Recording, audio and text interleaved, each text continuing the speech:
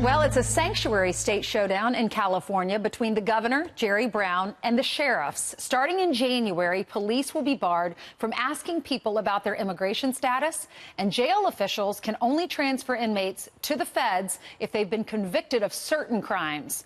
Well, now sheriffs are calling on lawmakers to step in on this, warning this might increase the chances of another high-profile tragedy. Joining us now is Jonathan Thompson. He's the executive director of the National Sheriff's Association. Good morning to you, Jonathan. Thanks for being with us. Good morning, Ainsley. It's nice to be here. Thank you. So what's your fear?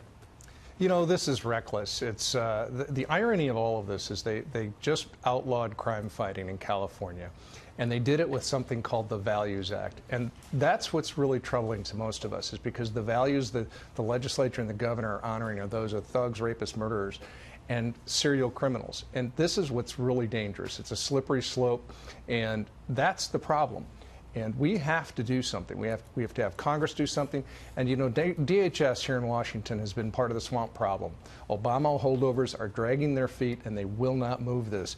You know, the president has spoken to us about it. He's eager to get this done. Thank God the Justice Department is moving with all speed, but we still need solutions. And we've offered solutions. Twice we've offered solutions to DHS, but yet here we sit. And in California, someone is about to be harmed, and it's preventable. That's the crazy part of this whole thing.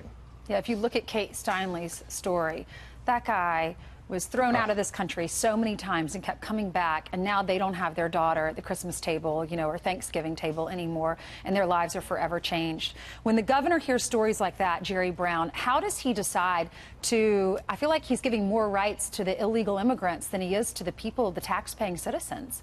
That's absolutely right. And, you know, this is nothing but a political stunt. He's playing to a political audience for something other than his citizens. But what's his argument? How does he justify it when he talks to the Kate Steinle family? That's a great question, because there are 17 other Kate Steinles in this country, and now we're going to see more and more of this. And I fear for people in California. Now, you know, some of the sheriffs have said we can work around this, but we shouldn't have to work around this. What we should be doing is listening, working with our partners in the federal government.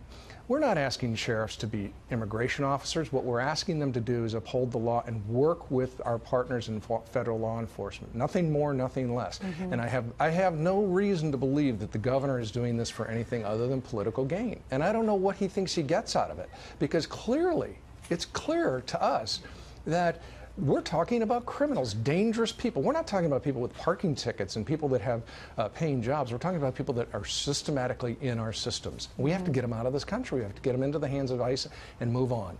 Jonathan, it's almost like your officers or the sheriffs are being handcuffed instead of the criminals.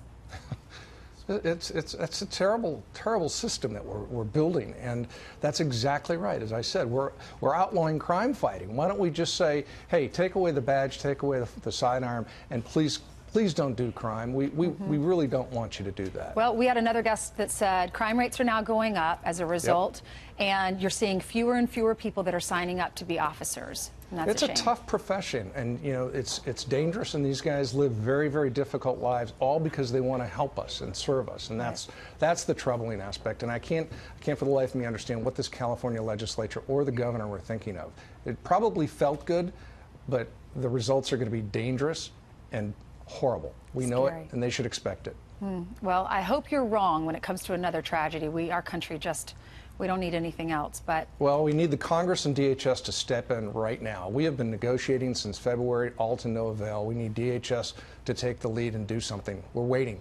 Okay. The swamp may be here, but we need to drain it right now.